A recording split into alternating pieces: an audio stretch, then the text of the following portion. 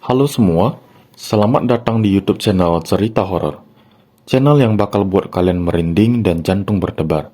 Di sini, saya akan menceritakan kisah-kisah horor yang nyata atau fiksi. Siapkan diri kalian untuk mendengarkan cerita-cerita yang akan menguji nyali kalian. Jangan lupa subscribe, like, dan komen ya, untuk bisa selalu mendengar update kisah-kisah horor dari cerita ini. Terima kasih.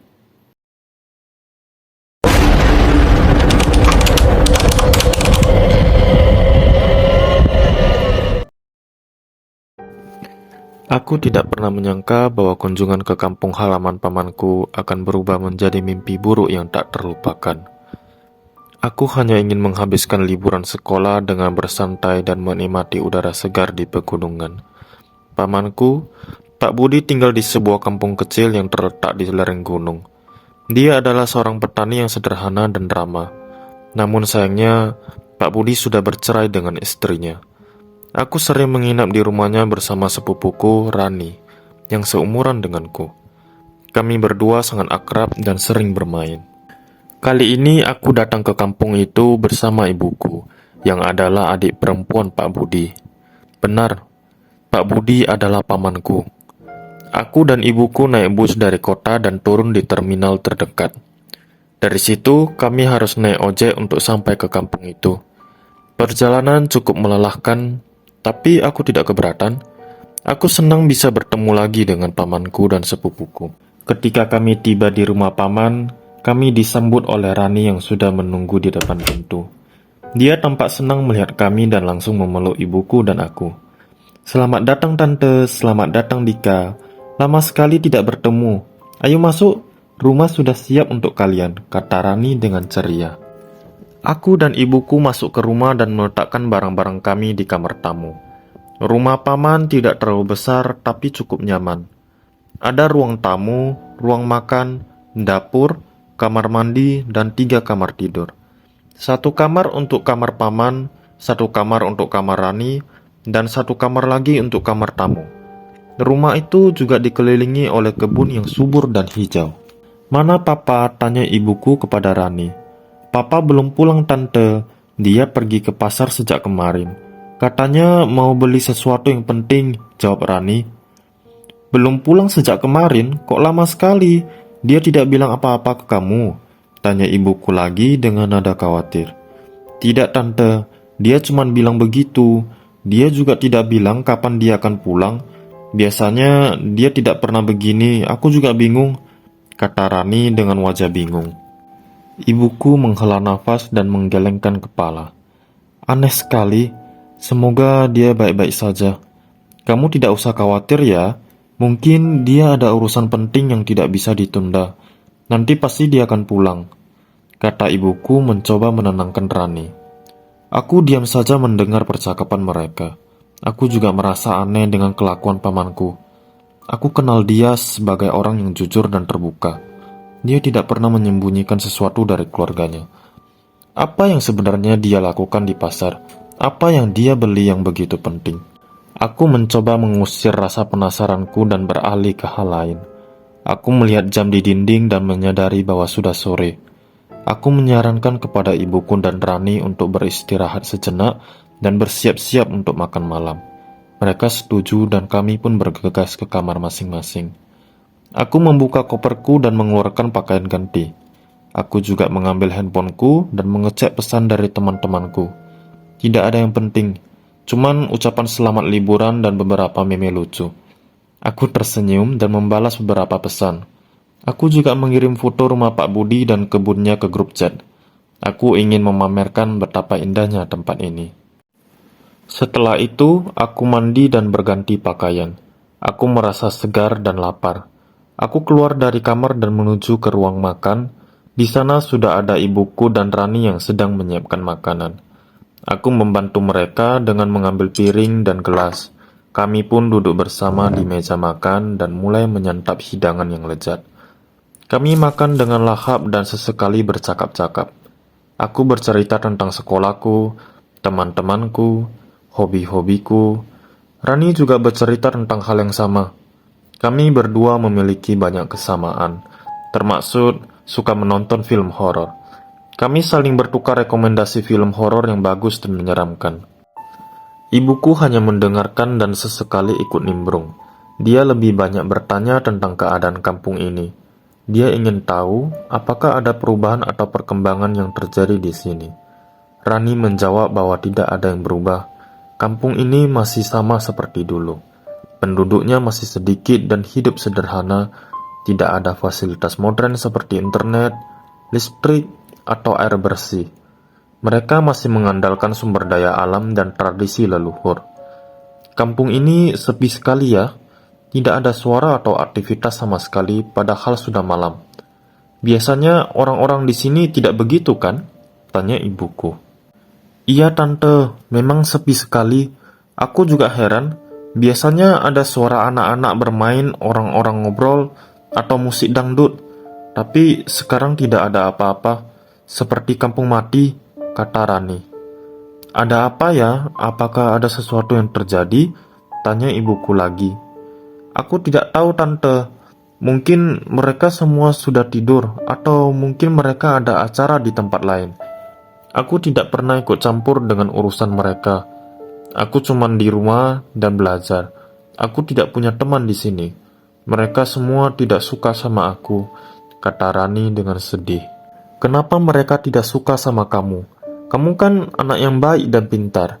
Kamu tidak pernah bikin masalah atau ganggu orang lain, kata ibuku. Entahlah tante, mereka bilang aku aneh dan sombong. Mereka bilang aku tidak cocok di sini. Mereka bilang aku harus pergi dari sini. Mereka bilang aku membawa sial dan malapetaka. Mereka bilang aku... Rani tidak melanjutkan kalimatnya. Dia menunduk dan meneteskan air mata. Aku dan ibuku terkejut mendengar cerita Rani. Kami tidak menyangka bahwa dia mendapat perlakuan yang buruk dari orang-orang di sini. Kami merasa kasihan dan marah. Kami memeluk Rani dan mencoba menghiburnya. Jangan sedih Rani. Jangan pedulikan omongan mereka. Mereka itu iri dan dengki. Mereka itu bodoh dan tolol. Mereka itu tidak tahu apa-apa. Kamu jauh lebih baik dari mereka. Kamu punya keluarga yang sayang sama kamu. Kamu punya cita-cita yang tinggi. Kamu punya aku yang selalu ada buat kamu. Kamu tidak sendirian, Rani. Kamu tidak perlu takut, Rani. Kamu kuat. Kamu hebat, Rani. Kataku sambil mengusap rambut Rani. Iya, Dika. Terima kasih sudah menghiburku. Kamu memang saudara yang baik. Aku senang kamu ada di sini. Aku senang tante juga ada di sini. Aku merasa lebih aman dan nyaman, kata Rani sambil tersenyum. Kamu juga saudara yang baik, Rani. Aku juga senang bisa bersama kamu. Aku juga senang bisa bersama tante. Aku juga merasa lebih aman dan nyaman, kataku balik. Kalian berdua memang anak-anak yang baik. Aku bangga punya kalian. Aku sayang kalian. Aku juga merasa lebih aman dan nyaman, kata ibuku sambil mengecup kening kami. Kami bertiga berpelukan dan merasakan kehangatan keluarga. Kami melupakan sejenak masalah yang ada. Kami hanya fokus pada kebahagiaan yang kami rasakan. Setelah makan malam, kami membersihkan meja dan mencuci piring. Kami kemudian kembali ke ruang tamu dan menonton televisi. Kami menemukan saluran yang menayangkan film horor favorit kami. Kami menonton dengan asik dan sesekali berteriak atau tertawa. Kami menikmati waktu bersama. Sekitar pukul 9 malam, kami merasa mengantuk dan memutuskan untuk tidur. Kami berpamitan, berdoa bersama. Kami kemudian masuk ke kamar masing-masing. Aku, ibuku, dan Rani tidur di kamar tamu. Aku dan Rani mengenakan piyama dan menyelimuti tubuh kami dengan selimut. Kami mematikan lampu dan berbaring di tempat tidur. Kami masih sempat bercakap-cakap sebentar sebelum tidur. Besok kita mau ngapain ya? Tanya Rani. Entahlah. Mungkin kita bisa jalan-jalan di sekitar kampung. Mungkin kita bisa lihat-lihat pemandangan. Mungkin kita bisa main-main di sungai atau hutan. Mungkin kita bisa cari petualangan, kataku. Petualangan apa? Tanya Rani. Apa saja. Yang penting seru dan menantang. Yang penting bikin kita lupa sama masalah. Yang penting bikin kita bahagia, kataku. Oke, aku setuju. Besok kita cari petualangan, tapi jangan terlalu berbahaya ya. Aku takut nanti kita ketemu hantu atau setan, kata Rani. Ah, kamu takut hantu? Padahal kamu suka nonton film horor. Kamu kan bilang kamu berani. Kamu kan bilang kamu tidak percaya sama hal-hal mistis, kataku. Iya sih, tapi itu kan cuma film. Ini kan nyata. Lagian kampung ini kan terkenal angker. Banyak cerita seram yang beredar di sini. Banyak orang bilang ada hantu-hantu yang gentayangan di sini. Banyak orang bilang ada pesugihan yang dilakukan di sini, kata Rani. Pesugihan? Apa itu? Tanyaku. Pesugihan itu semacam perjanjian dengan makhluk halus untuk mendapatkan kekayaan atau kesuksesan dengan cara cepat. Tapi ada syaratnya.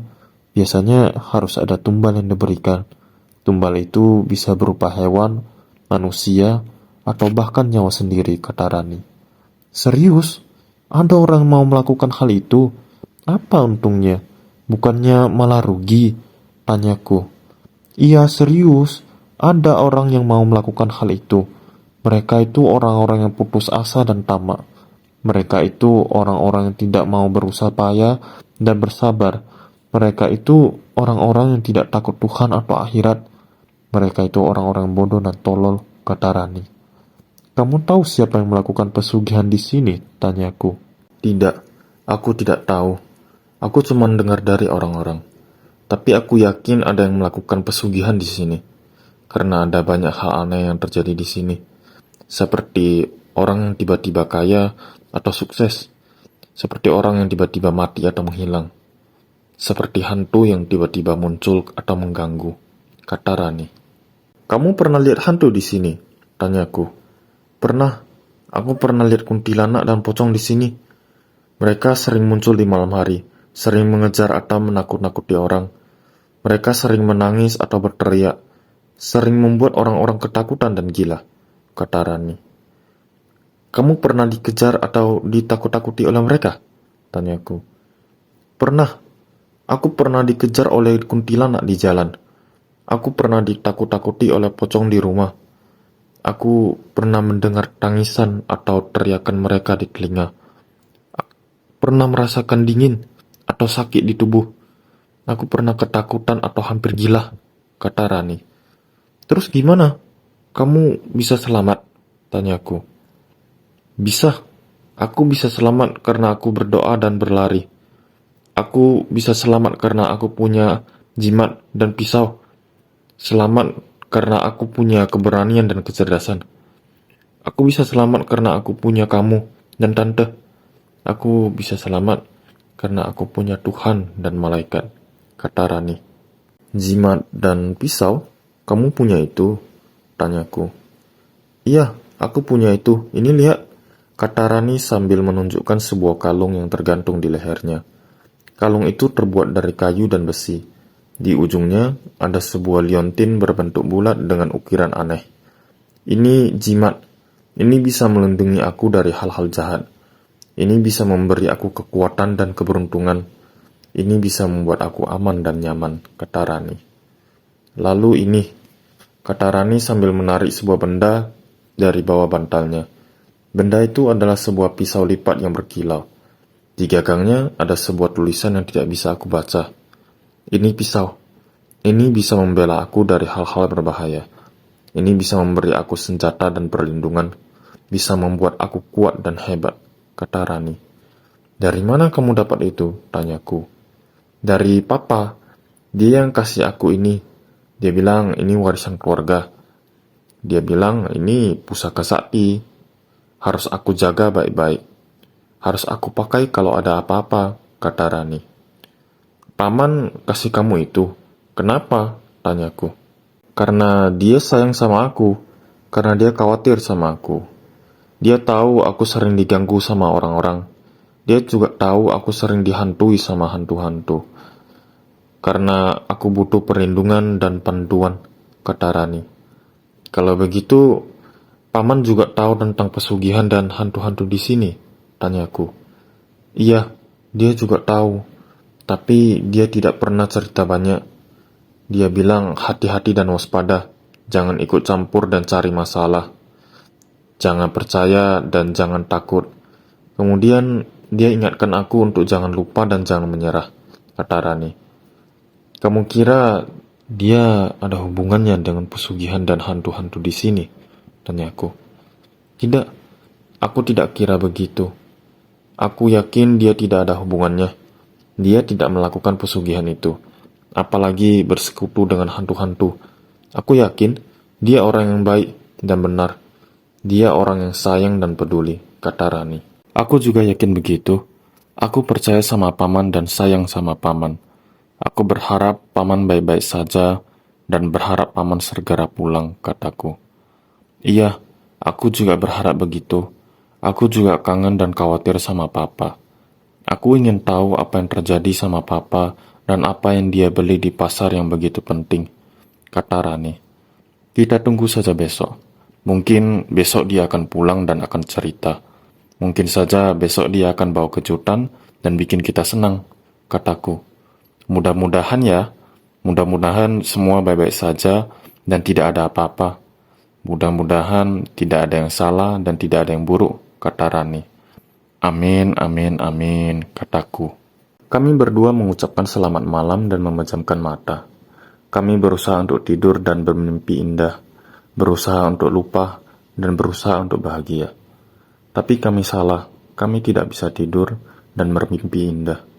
Kami tidak bisa lupa dan bahagia. Kami malah terbangun dan bermimpi buruk. Kami ingat dan ketakutan. Karena di tengah malam, kami mendengar suara yang mengerikan. Suara yang membuat bulu kuduk kami berdiri. Suara yang membuat jantung kami berdebar. Suara yang membuat darah kami membeku.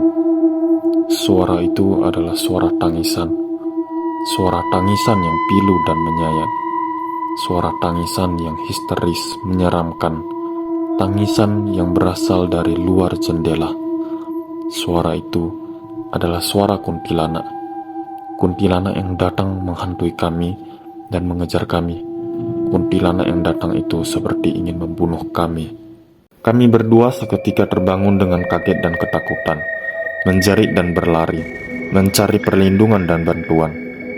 Kami berdua berteriak memanggil ibuku untuk membangunkannya.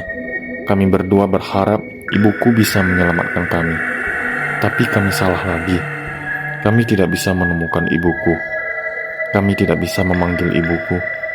Tidak bisa berharap ibuku bisa menyelamatkan kami. Karena saat itu ibu sudah tidak nampak lagi. Kami melihat ke sekeliling kamar tapi tidak melihatnya. Dan saat mataku melihat ke atas lemari tua Rani, aku melihat sosok wanita bermata putih sedang bergelantungan di atas lemari. Dia meloncat ke atas badanku dan menindihku. Aku menjerit ketakutan. Ini pertama kalinya aku mengalami hal gila ini. Pada saat itu juga, Rani segera menggenggam tanganku dan menarikku dengan kuat. Tanganku sangat sakit setelah ditarik Rani, namun aku berterima kasih karena Rani menyelamatkanku. Kami segera keluar dari rumah Rani dan berlari menuju perkampungan. Kami berlari dan berlari tanpa melihat ke belakang sampai kami akhirnya kelelahan dan terduduk di lantai tanah yang kotor. Aku melihat sekeliling sambil mengatur nafasku yang sudah seperti kuda liar saja. Aku menyadari ada yang tidak beres. Kondisi kampung terlalu sunyi. Tidak terdengar apapun di kampung itu. Rani, ada yang tidak beres. Kondisi kampung sangat sunyi, kataku. Benar juga. Kenapa tidak terdengar suara apapun, kata Rani. Kami kemudian berdiri dan menghampiri rumah terdekat. Itu adalah rumah temannya Rani yang bernama Sylvia. Kami mengetuk pintu dan memanggil Sylvia beberapa kali. Namun tidak ada balasan dari dalam rumah. Dan setelah diperhatikan, tidak ada satupun rumah yang menghidupkan lilin. Keadaan ini seperti tidak ada yang tinggal di kampung ini lagi. Lalu bagaimana dengan tante? Aku tidak melihatnya tadi. Bagaimana dengan papaku? Rani mulai meneteskan air mata. Melihatnya seperti itu, aku berusaha membujuknya. Jangan khawatir, kita akan temukan mereka. Untuk sekarang, ayo cari papamu dulu. Setelah itu, kita akan sama-sama cari ibuku. Kira-kira menurutmu, "Kemana papamu akan pergi kalau dia tidak pulang ke rumah?" tanyaku. "Papa mungkin ada di rumah Pak Adis. Belakangan ini dia sering ke sana." "Oke, kita ke sana," kataku. Aku menggenggam tangan Rani sambil berjalan ke rumah Pak Adis. Aku berusaha bersikap berani meskipun aku sangat ketakutan setelah apa yang kualami tadi. Aku masih ingat penampakan wanita itu tadi. Rambutnya yang basah dan acak-acakan, mukanya putih pucat, mulutnya yang sangat hitam dan matanya yang putih menakutkan. Dia seperti tidak memiliki pupil hitam di matanya. Aku mulai berpikir mungkin alasan makhluk itu menyerangku karena Rani memiliki jimat dan pisau itu dengannya.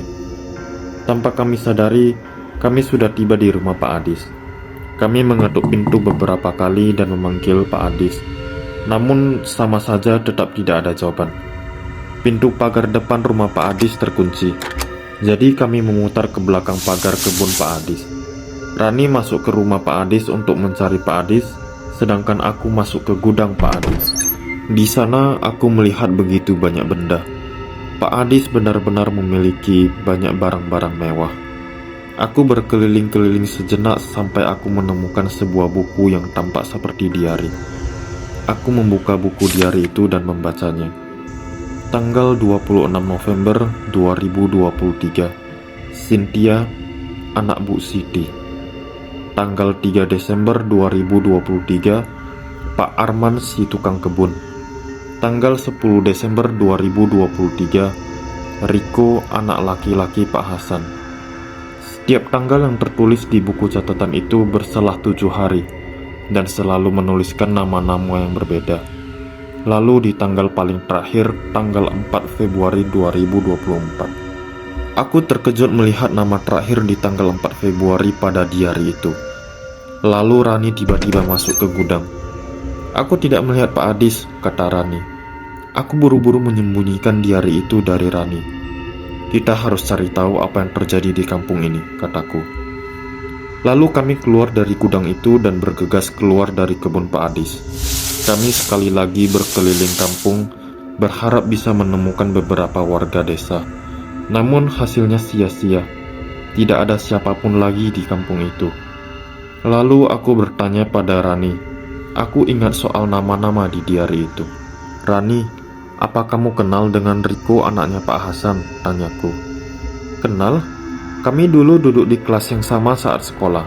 "Kenapa?" tanya Rani. "Kamu tahu bagaimana kabarnya sekarang?"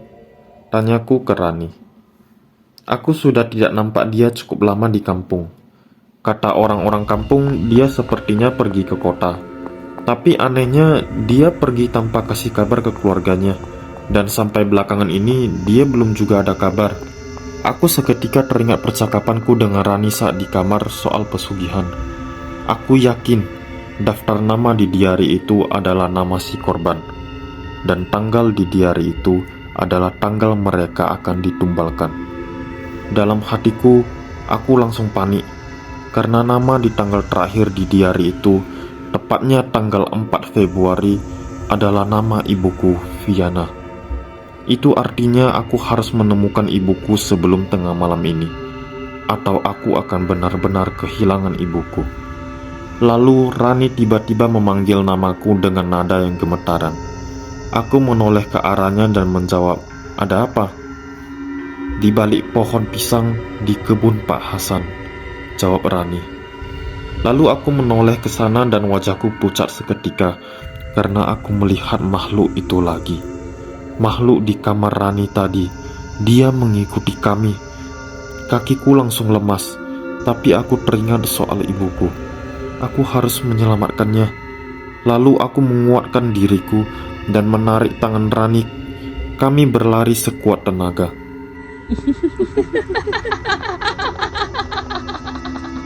Sekujur tubuhku merinding mendengar suara tertawa makhluk mengerikan itu. Dia mengejar kami. Kami terus berlari dan berlari sampai kami masuk ke hutan. Di sana sangat gelap. Kami hanya lari membabi buta tanpa arah karena kami sangat panik. Lalu tak lama kemudian, kaki Rani ditarik oleh makhluk itu. Dia ditarik ke bawah bukit. Aku tidak bisa membiarkan Rani. Aku meloncat dan menangkapnya. Namun kami sudah sempat terjatuh. Jadi aku memeluk Rani agar dia tidak terluka saat kami sampai di bawah bukit. Mungkin Tuhan menyelamatkan kami, karena yang ada di bawah bukit adalah sungai. Sungai itu tidak terlalu dalam dan arusnya juga tidak terlalu kencang. Jadi kami tidak memiliki luka yang sangat serius. Lalu kami berusaha menyelamatkan diri ke tepi sungai. Sesampainya di tepi sungai, aku mengecek keadaan Rani. "Kamu tidak apa-apa kan, Rani?" tanyaku. "Aku tidak apa-apa, tapi..."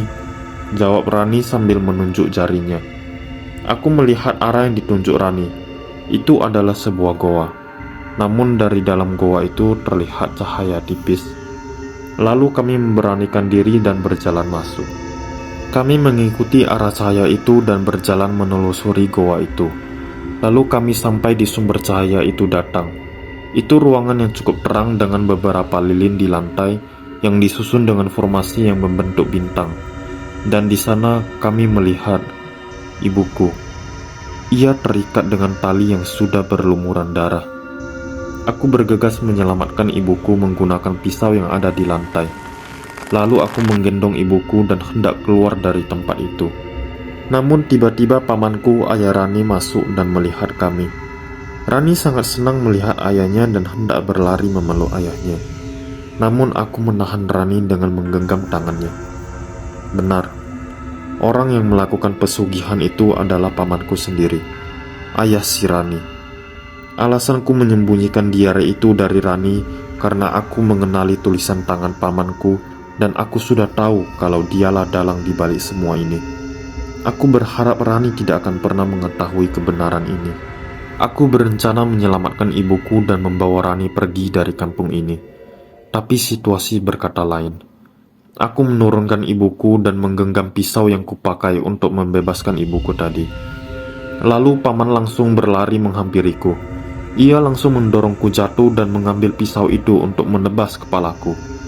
Aku berhasil menghindari tebasan itu dan pisau itu menghantam lantai goa. Lalu aku berusaha mendorong pamanku jatuh dengan sekuat tenaga. Namun dia berhasil menendangku dengan kuat sampai aku terpental jatuh. Paman berlari bergegas untuk menebasku dengan pisaunya. Dia tampak sangat panik dan ketakutan. Seakan-akan dia dikejar oleh waktu. Lalu Rani menangkap ayahnya dan memohon agar ia menghentikan semua kegilaan ini. Paman berusaha melepaskan diri dari Rani sampai dia menyadari satu hal. Semuanya sudah terlambat.